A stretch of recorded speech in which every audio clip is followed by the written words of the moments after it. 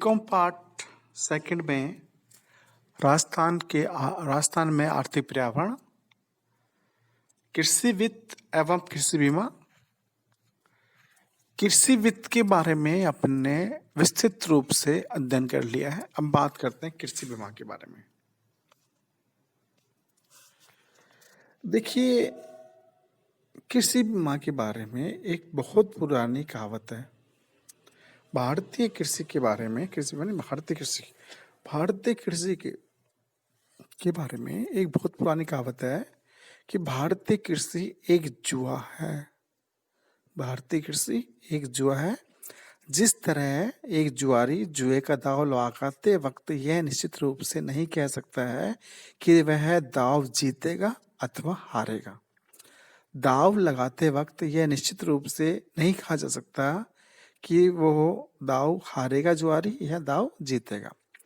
ठीक उसी तरह भारतीय कृषि के अंदर जो खेती करता है ना कृषक, वो ये नहीं कह सकता कि अमुक फसल अच्छी रहेगी या खराब हो जाएगी। इसका मुख्य कारण यह है कि भारत में जो कृषि है वो वर्षा पर निर्भर करती है। भारत में अधिकांश वर्षा कहाँ से आती है? दक्षिणी पश्चिमी मानसून से होती है, जिसका समय 1 जून से लेकर 30 सितंबर तक है। दक्षिणी पश्चिमी मानसून प्राय अनियमित रूप से रहता है। कभी मानसून देर से आता है तो जल्दी समाप्त हो जाता है, और कभी जल्दी आता है तो सीधे समाप्त हो जाता है। जल्दी ही समाप्त हो जाएगा। भारत में मानसून के निष्पादन संबंधी आंकड़ों का अध्ययन करने से यह निष्कर्ष निकलता है कि भारत के वितरण की असमानता, यानी भारत के अंदर मानसून के वितरण की असमानता एक आम बात है।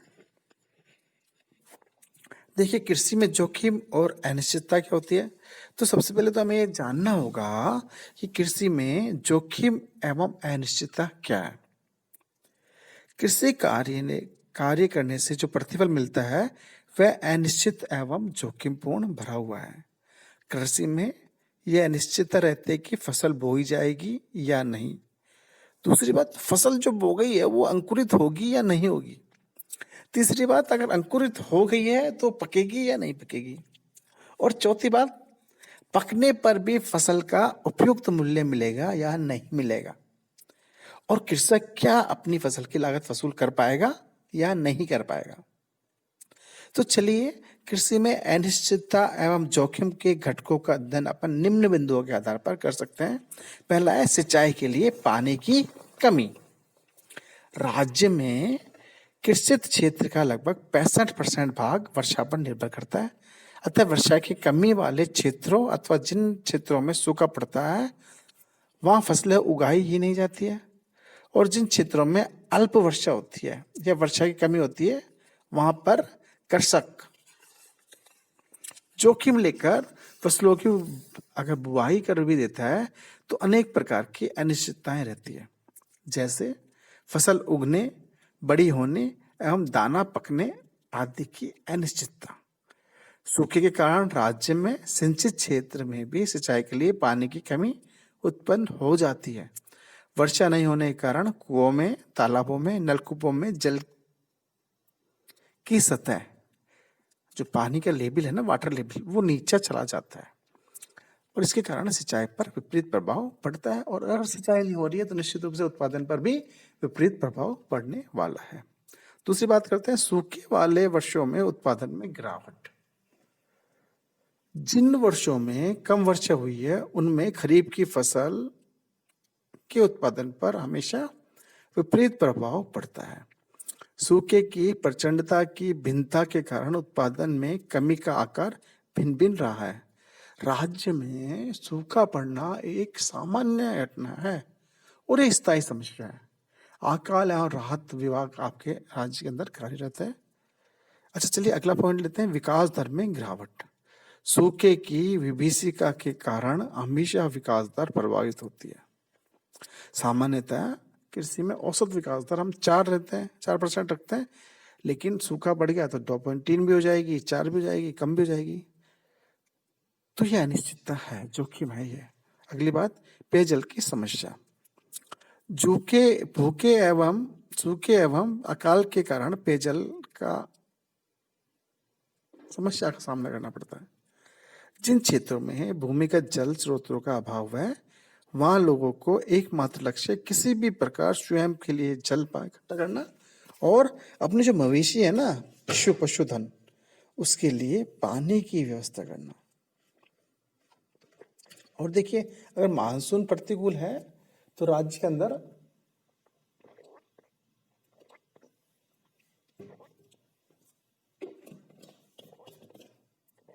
हमेशा पानी की समस्या रहती है। अगली बात करते हैं चारे की कमी।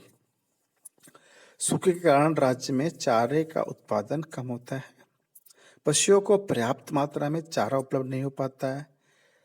सूखे से अत्यधिक प्रभावित क्षेत्रों में पेयजल एवं चारे की कमी के कारण हजारों पशुओं की मौत हो जाती है। इससे राज्य की कृषि एवं किसानों की आय पर विपरीत प्रभाव पड़ता है। अगली बात करते हैं हम भुखमरी। सूखे एवं अकाल के कारण अनेक क्षेत्रों में भुखमरी फैल जाती है। लोग दाने दाने को तरस जाते हैं।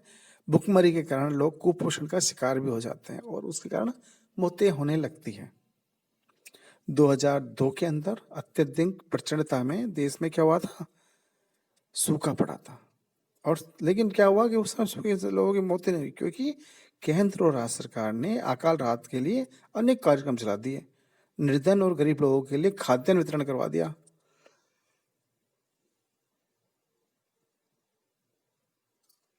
हम जानते हैं कि भारत में खाद्यान्न के विपुल भंडार है।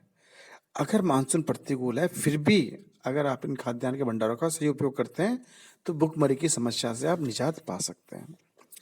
रोजगार संबंधी अनिश्चितता है। देखिए, कार्यशील जनसंख्या का लगभग 58% रोजगार कृषि से प्राप्त होता है। पशुपालन से 11 मिलियन लोगों को नियमित रूप से रोजगार मिला हुआ है।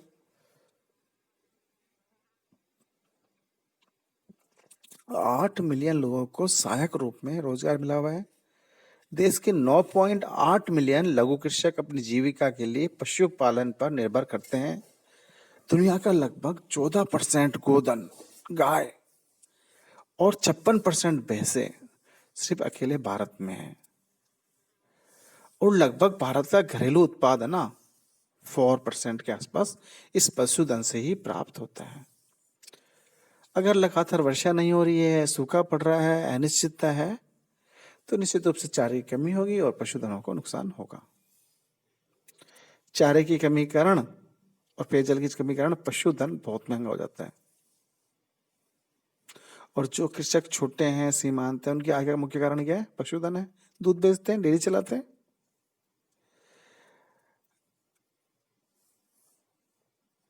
अगला पॉइंट है दुर्घटनाओं से संबंधित जोखिम। अंतरराष्ट्रीय श्रम संगठन है ना, ILO, इंटरनेशनल लेबर ऑर्गेनाइजेशन के अनुसार लगभग हर वर्ष 20 लाख लोग कार्य से संबंधित दुर्घटनाओं एवं बीमारियों से मरते हैं, जिससे विश्व अर्थव्यवस्था का लगभग $1.25 ट्रिलियन की लागत वहन करनी पड़ती है। और जो सबसे ज्यादा जो जोखिमपूर्ण क्षेत्र है ना, वह कृषि, खनन, निर्माण, मछली पकड़ना, यहाँ बहुत दुर्घटनाएं और बीमारियां होती है। अगला पॉइंट है फसल की बुआई से लेकर कटाई तक जोखिम है। अपन फसल की बुआई कर रहे हैं और कटाई, देख क्या क्या जोखिमें पाई जाती है। फसल की बुआई के समय पर्याप्त नमी एवं उपयुक्त तापमान नहीं होता है। फसल उगने के बाद उसकी बढ़वार के लिए आवश्यक नमी और तापक्रम का नहीं होना होता है। सिंचाई के लिए पर्याप्त पानी और वर्षा नहीं होती है।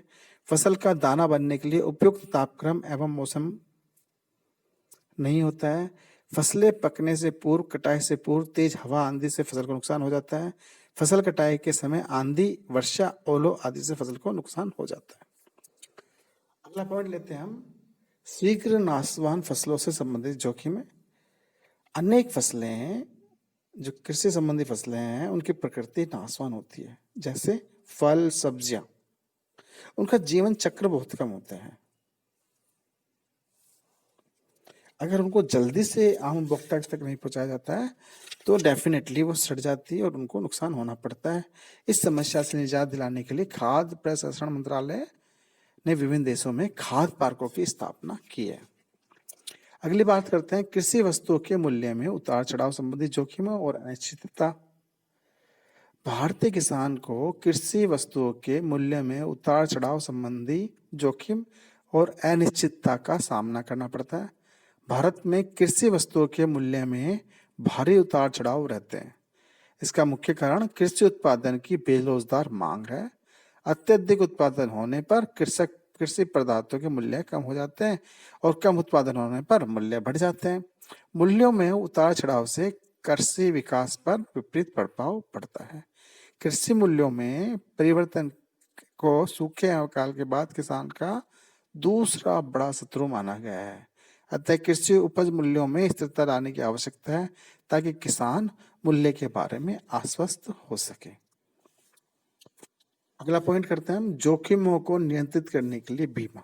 देखिए कौन कौन से ऐसे तरीके हैं जो हमारी कृषि संबंधी जोखिमों को और अनिश्चितताओं को बचाव कर सकते हैं। उसके बारे में कुछ टॉपिक्स आपको नाम बता रहा हूँ, आपको किताब में से अध्ययन करने।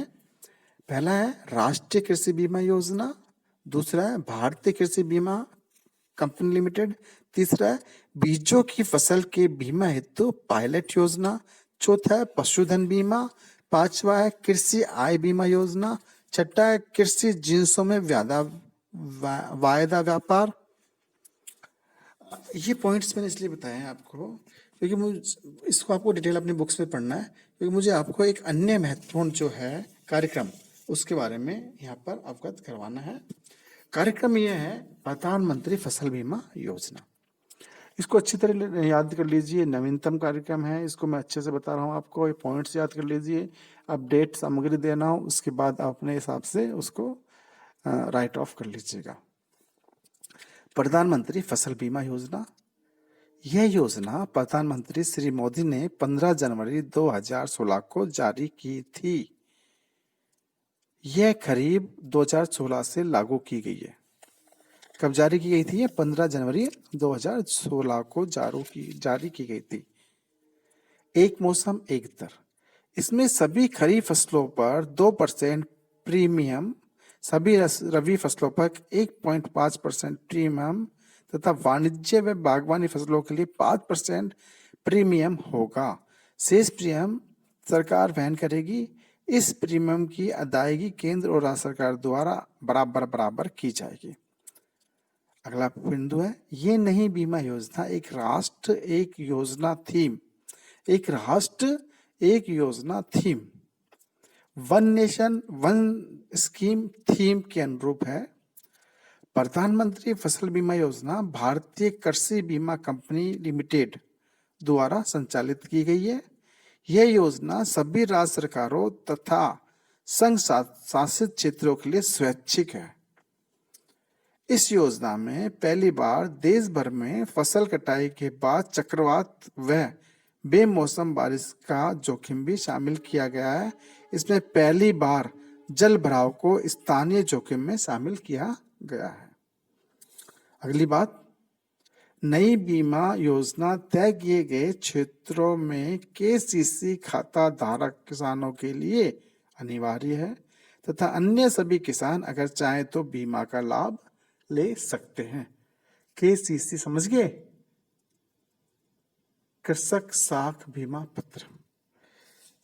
तो प्रधानमंत्री फसल बीमा योजना के अंदर जो संशोधन किया गया उनके बारे में बात कर लेते हैं अपन। देखिए ये संशोधन 1 अक्टूबर 2018 से अर्थात रबी की फसल 2018-19 लागू किए गए हैं। ये निम्न है, किसान द्वारा किए गए दावों के निपटारे में 10 दिनों से ज्यादा विलंब होने की स्थिति में राज्यों, बीमा कंपनियों तथा बैंकों पर 12% वार्षिक ब्याज की दर से अर्थदंड देना होगा। अगर लेट करेंगे तो आपको ब्याज देना पड़ेगा। आपको 12% की दर से कृषक को ब्याज देना होगा। अगली बात, फसल कटाई के बाद ओले से होने वाली हानि को भी इसमें शामिल कर लिया। फसल काट ली, खेत में पड़ी हुई और ओले पड़ गए तो इसको बीमा के अंदर शामिल कर लिया गया।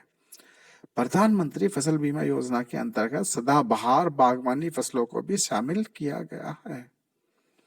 किसको शामिल किया है? सदाबहार बागवानी फसलें।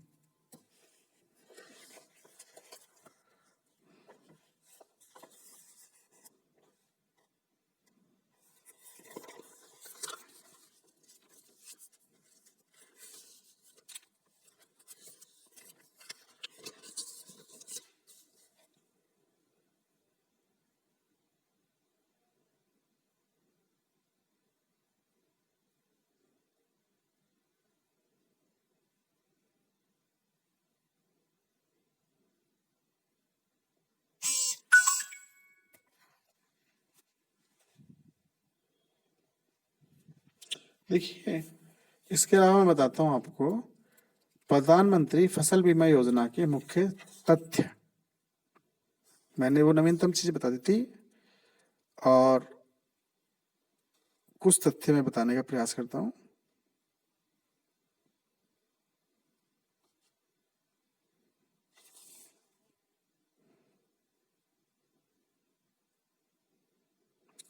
प्रधानमंत्री फसल बीमा योजना किसानों के त्योहार लोहड़ी, मकर संक्रांति, पोंगल, बिहू के शुभ अवसर पर भारतीय किसानों के लिए उपहार है। इसमें निम्न तथ्यों को शामिल किया गया है। प्रधानमंत्री फसल बीमा योजना की भुगतान की जाने वाली दरों को किसानों की सुविधा के लिए बहुत कम रखा गया है ताकि सभी स्तर के किसान आसानी से फसल बीमा का लाभ ले सकें। इस योजना का प्रारंभ आने वाली खरीफ फसल से शुरू होगा। इस योजना के अंतर्गत सभी फसलें, चाहे वो रबी की फसल हो, खरीफ की फसल हो, बागवानी हो, वाणिज्यिक फसलें हो, सभी को शामिल किया गया है। मैंने आपको बताया था खरीफ की फसल के लिए 2%। खरीफ की फसल में कौन कौन सा होता है? धान, चावल, मक्का, ज्वार, बाजरा, गन्ना आती है। रबी की फसलों के लिए 1.5% की प्रीमियम है। रबी की फसलें होती है गेहूं, जौ, चना, मसूर, सरसों। वाणिज्य और बागवानी फसलों के लिए 5% प्रीमियम का भुगतान किया जाएगा। सरकारी सब्सिडी पर कोई ऊपरी सीमा नहीं है। यदि बचा हुआ प्रीमियम 90% होता है तो ये सरकार द्वारा वहन किया जाएगा। शेष प्रीमियम बीमा कंपनी को सरकार द्वारा दिया जाएगा। यह राज्य और केंद्र सरकार के बराबर इसमें बटेगा। ये योजना है राष्ट्रीय कृषि बीमा योजना और संशोधित राष्ट्रीय कृषि बीमा योजना का स्थान लेगी।